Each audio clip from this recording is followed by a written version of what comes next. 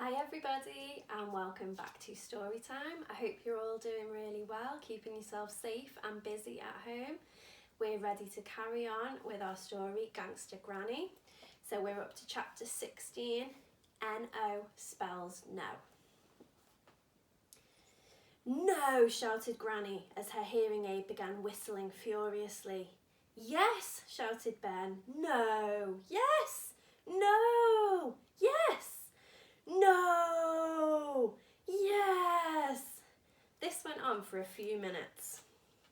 But to save paper, and therefore the trees, and therefore the forest, and therefore the environment, and therefore the world, I've tried to keep it short. There is absolutely no way I am letting a boy of your age come on a heist with me, especially not to steal the crown jewels. And most important of all, it's impossible. It can't be done, exclaimed Granny. There must be a way, pleaded Ben. Ben, I said no, and that's final. But, no buts, Ben. No. N-O spells no. Ben was bitterly disappointed, but the lady was not for turning. I'd better go then, he said despondently. Granny looked a little downcast too. Yes, dear, you'd better. Your mummy and daddy will be very worried about you. They won't be... Ben! Home now!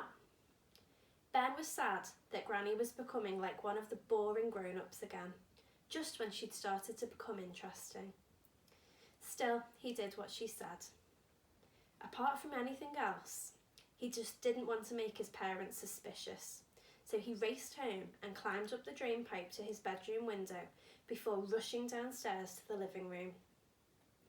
Unsurprisingly though, Mum and Dad hadn't been worried about where Ben was at all. They'd been too busy planning their son's rise to dancing superstardom to notice he was gone. Dad had been calling and calling the National Under-12s dance competition hotline until finally he got through and secured his son a place. Mum was right. The competition was at the town hall in just a couple of weeks' time. There was no time to lose. So Mum had been working every waking moment on her son's love bomb outfit. How's the rehearsals going, boy? Asked Dad. You look like you've worked up quite a sweat. Fine, thank you, lied Ben. I really am getting something really spectacular together for the big night. Ben cursed his runaway mouth. Something spectacular? He'd be lucky if he didn't fall over and knock himself out. Well, we can't wait to see it. Not long to go, said Mum, not even looking up from the sewing machine as she stitched a row of hundreds of sparkling red hearts down the side of his lycra trousers.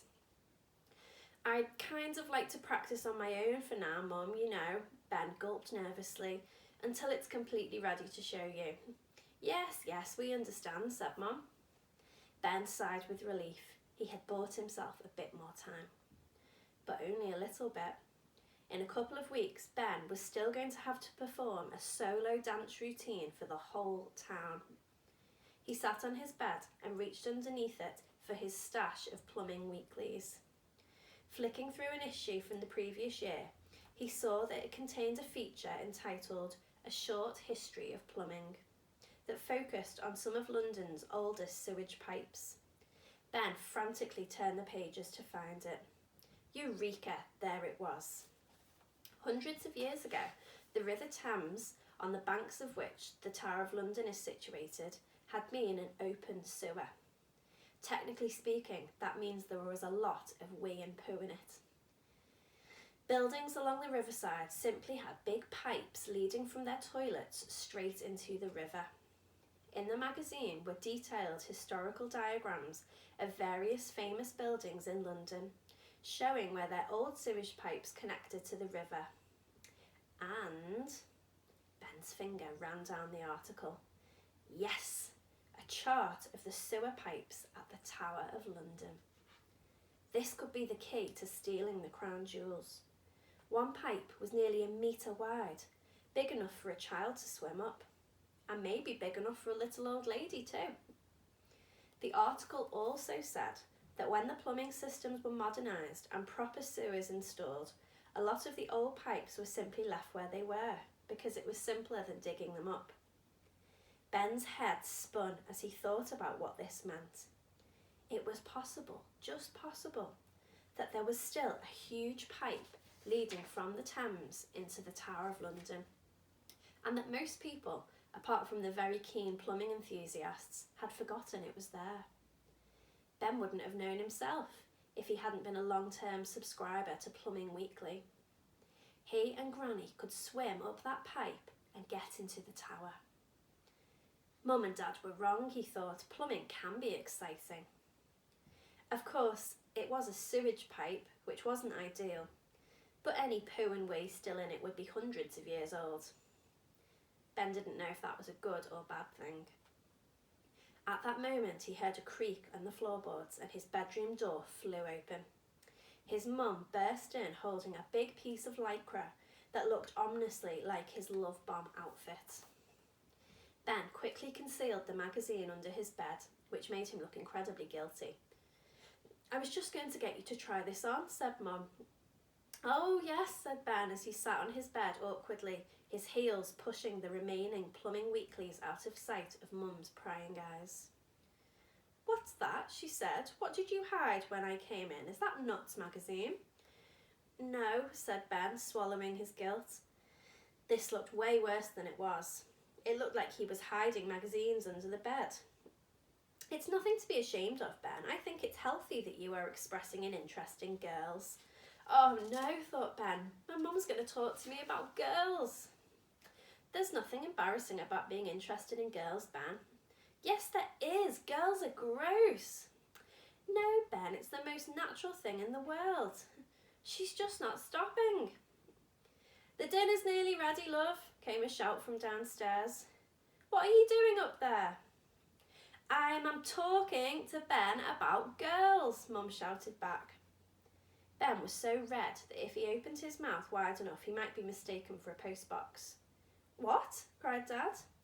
"Girls," shouted Mum. "I'm talking to our son about girls." "Oh, right," Dad shouted back. "I'll turn the oven off." "So, Ben, if you ever need to..." Ring, ring, ring. It was Mum's mobile phone going off in her pocket. "Sorry, dear," she said, placing the handset to her ear. "Gail, can I call you back? I'm just talking to Ben about girls." "Okay, thanks. Bye-bye." She hung up the phone and turned to Ben. "Sorry, where was I? Oh, yes. If you ever need to have a little chat with me about girls, then please do. You can trust me to be very discreet." Chapter 17, Planning the Heist. For the first time in his life, Ben skipped to school the following morning. Through his love of plumbing, the previous night he had discovered that the Tower of London had a weakness. The most impregnable building in the world, where some of the country's most dangerous criminals had been imprisoned and executed, had a fatal flaw: a large sewage pipe that led directly into the River Thames. This ancient tube would be his and Granny's way in and out of the tower. It was quite a brilliant plan, and Ben's body couldn't hide its excitement at this amazing discovery. That's why he was skipping. Now he couldn't wait until Friday night, when his mum and dad would once again pack him off to Granny's. Then he would be able to convince the old lady that together they really could steal the crown jewels. Ben would bring along the diagram in Plumbing Weekly of the Tower of London's sewage system to show her. The two of them could stay up all night and work out every detail of the most daring robbery of all time. The problem was that a whole fat week of lessons and teachers and homework stood between him and Friday night. However, Ben was determined to use the week at school wisely. In his ICT lesson, he looked up the crown jewels and memorised every detail on the webpage. In history, he asked his teacher questions about the Tower of London and exactly where in the building the jewels were kept. That would be the Jewel House, fact fans. In geography, he found an atlas of the British Isles and pinpointed precisely where on the Thames the tower is situated. In PE, he didn't accidentally on purpose forget his kit like usual. Instead, he did extra press-ups so his arms would be strong enough to pull himself up the sewage pipe that led into the tower. In maths, he asked the teacher how many packets of Rolos you could buy with £5 billion, which is what the crown jewels are said to be worth. Rolos were Ben's absolute favourite sweet. The answer is 10 billion packets, or 24 billion actual Rolos. That's enough for a year at least. And Raj was sure to throw in a few extra packets for free. In his French class, Ben learned how to say, "I know nothing about the theft of," how you say, "the crown jewels. I am but a poor French peasant boy," in case he needed to pretend he was a poor French peasant boy in order to escape from the scene of the crime. In Spanish, he learned how to say, "I know nothing about how you say the crown jewels. I am but a poor Spanish peasant boy," in case he needed to pretend he was a poor Spanish peasant boy in order to escape from the scene of the crime. In German, he learned to say, well, I'm sure you get the idea. In science, Ben quizzed his teacher about how you might be able to penetrate bulletproof glass. Even if you got into the jewel house, removing the jewels was not going to be easy, as they were kept behind glass that was inches thick. In his art class, he made a detailed scale model of the Tower of London out of matches, so he could role-play the daring robbery in miniature. The week absolutely flew by. Never had school been so much fun. Most importantly, for the first time in his life, Ben couldn't wait to spend time with his granny. By the end of school on Friday afternoon, Ben felt he had all the data he needed to put the daring plan into place. The story of the theft of the crown jewels would be on the TV news for weeks, on every website, and emblazoned across every front page of every newspaper in every country in the world. However, no one would suspect that the thieves were in fact a little old lady and an 11-year-old boy. They were going to get away with the crime of the century. Chapter 18, Visiting Hours. "You can't stay with Granny tonight," said Dad. It was 4 o'clock on Friday afternoon, and Ben had just got home from school. It was strange that Dad was home so early. He usually didn't finish his shift at the supermarket until 8. "Why not?" asked Ben, noticing that his dad's face was dark with worry. "I'm afraid we've got some bad news, son." "What?" demanded Ben, his face darkening with worry too. "Granny's in hospital." A little while later, once they'd finally found a parking space, Ben and his parents went through the automatic doors of the hospital. Ben wondered if Mum and Dad were ever going to find Granny in here.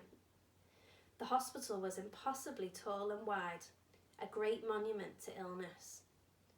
There were lifts that took you to other lifts, mile-long corridors, signs everywhere that Ben couldn't comprehend, like coronary care unit, radiology, obstetrics, clinical decision unit, MRI scanning room. Confused-looking patients on trolleys or in wheelchairs were being wheeled up and down by porters as doctors and nurses, who looked like they hadn't been to bed for days, hurried past them. When they finally found the wing Granny was in, right up on the 19th floor, Ben didn't recognise her at first. Her hair was flat on her head, she didn't have her glasses on or her teeth in, and she was not wearing her own clothes, but a standard issue NHS nightgown. It was as if all the things that made her Granny had been taken away from her, and she was now just a shell. Ben felt so sad to see her like this, but tried to hide it. He didn't want to upset her. "Hello, dears," she said. Her voice was croaky and her speech a little slurred. Ben had to take a deep breath to stop from bursting into tears. "How are you feeling, Mum?" asked Ben's dad. "Oh, not too clever," she replied. "I had a fall." "A fall?" said Ben. "Yes, I don't remember much about it. One moment I was reaching in the larder for a tin of cabbage soup, and the next thing I knew I was lying on the lino staring at the ceiling. My cousin Edna called me a number of times from her nursing home, and when she couldn't get an answer, she called an ambulance." "When did you fall over, Granny?" asked Ben. Let me think. I was lying on the kitchen floor for 2 days, so it must have been Wednesday morning. I couldn't get up to reach the telephone.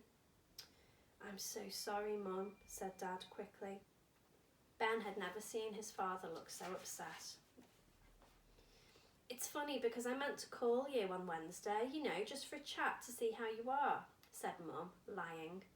She had never called the old lady in her life, and if Granny ever called the house, Mum couldn't get off the phone quick enough.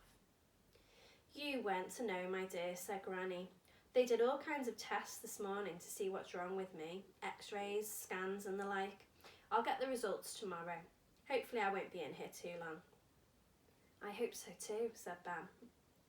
There was an uncomfortable silence. No one quite knew what to say or do. Mum hesitantly nudged Dad and mimed looking at her watch. Ben knew that hospitals made her uncomfortable.